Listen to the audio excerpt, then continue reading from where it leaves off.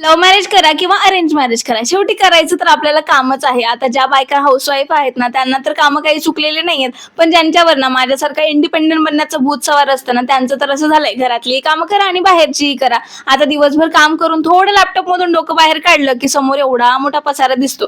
रिद्धी इकडे कलर करत होती, तोपर्यंत म्हटलं चला फटाफट घर आवरून घेऊ. आता माझं मॉर्निंग रुटीन तर मी खूप वेळा तुमच्यासोबत शेअर केलंय, पण इव्हिनिंग रुटीन ना हे रोजच वेगळं असतं. कारण सगळ्या गोष्टी वेगळ्या असतात. कधी रिद्धीचा डान्स क्लास असतो, कधी बाहेर जावं लागतं, कधी काम, कधी काय. त्यात मुंबईचा हा पाऊस, म्हणजे आठवड्यातून 2 दिवस पाऊस येतो, 2 दिवस रेनकोट यूज करून 4 दिवस ते सुकवायला जातात आणि 1 दिवस फोल्ड करून काय ठेवले तर दुसऱ्या दिवशी पाऊस हजर.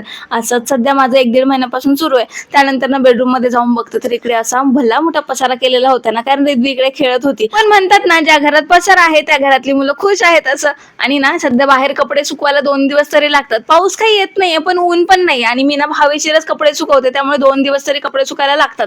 म्हटलं आता चला हे पटकन फोल्ड करून ना कबड मध्ये ठेवून घेऊ. आणि प्रत्येकाचे कपडे फोल्ड करून त्याच्या त्याच्या कबड मध्ये ठेवणं ना, हे खूप मोठं काम असतं. पण ते जर नाही केलं तर माझे कपडे कुठे, माझे कपडे कुठे, हेच पूर्ण आठवडाभर सुरू असतं. त्यापेक्षा बरं आहे की आपले सगळे कपडे व्यवस्थित जागेवर ठेवून देऊ. त्यानंतर ना रिद्वीला खायला दिलं आणि आम्ही गेलो दीपकला पिक करायला. आणि तिकडे गेल्यावर आम्ही काही शांत बसत नाही, कारण बाबा कधी येतील, बाबा कधी येतील, हेच आमचं खूप वेळ सुरू असतं. त्यानंतर बाबा आले आणि आमची नाटकं सुरू. त्यानंतर घरी आलो, दीपकला चहा नाश्ता दिला. म्हटलं चला आता फटाफट स्वयंपाक करायला घेऊ. मी एकीकडे स्वयंपाक करते ना, तोपर्यंत रिद्वीला होमवर्क करायला बसवलं होतं. त्यामुळे ती आता मध्ये मध्ये अशी येत होती की आई बरोबर आहे का चेक कर, आता मी हे काय करू वगैरे वगैरे. आणि कढी खिचडी करायचा प्लॅन होता आणि जो बटाटा मी कट करते तो खराब निघत होता. म्हटलं अरे 1 किलो बटाटे सगळेच खराब निघताय की काय, पण नशीब एक तरी चांगला निघाला त्यातला. आणि आजचा मेनू तर माझा फिक्स होता, पण जस्ट फॉर्मॅलिटी म्हणून मी दीपकला विचारत होते की कढी सोबत काय खाणार, चपाती की राईस. आणि मग त्यांनाच मी ऑप्शन दिला, कढी खिचडी बनवू का, मस्त लागतं. मग त्यांना असं वाटलं काय आहे बाबा, कारण आम्ही मसाला राईस सोबत कधी कढी वगैरे बनवत नाही. मग ते आले किचन मध्ये. नंतर स्वयंपाक झाल्यावर त्यांना कळालं की अरे कढी खिचडी म्हणजे तर मसाले भात आणि कढी बनवली आहे. म्हटलं हो तेच.